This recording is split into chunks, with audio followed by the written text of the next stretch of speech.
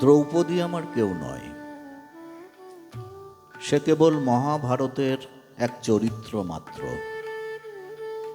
দুঃশাসন শাড়ি টানছে, দ্রৌপদী ঘুরছে, এক পাক দুই পাক, দ্রৌপদী ঘুরছে। ওদিকে কৃষ্ণ আটকে আছে আন্দরকিল্লার গিট্টু জ্যামে। সুরলোকের দেবতাগণ মদের নেশায় চুর হয়ে উর্বশীর উন্মাতাল নৃত্য দেখছেন। দুঃশাসন শাড়ি টানছে, দ্রৌপদী ঘুরছে। খুলে যাচ্ছে শাড়ির ভাঁজ পরতে পরতে, আমজনতার ঘোলা চোখ শানিত হচ্ছে। একটু দূরেই জল যমুনা, চিতল মাছের পেটির ঝিলিক।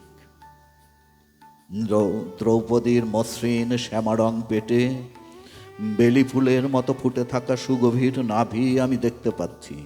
দ্রৌপদী চিৎকার করছে, দুহাতে বক্ষ যুগল ঢেকে দ্রৌপদী ঘুরছে। এক দুই তিন, দ্রৌপদী ঘুরছে। নাকি বাংলাদেশ ঘুরছে, নাকি আমার মাথাটাই ঘুরছে? চাল চিনি তেল গ্যাস সিলিন্ডার ওসব এখন থাক না চুলোই, যুগে যুগে দ্রৌপদী থাক দুঃশাসনের হাতের মুঠোয়। আন্দরকিল্লার গিট্টু জ্যামে আটকে থাকুক কৃষ্ণ শ্যাম, মহাভারতের দ্রৌপদী সে বাংলাদেশের আরেক নাম।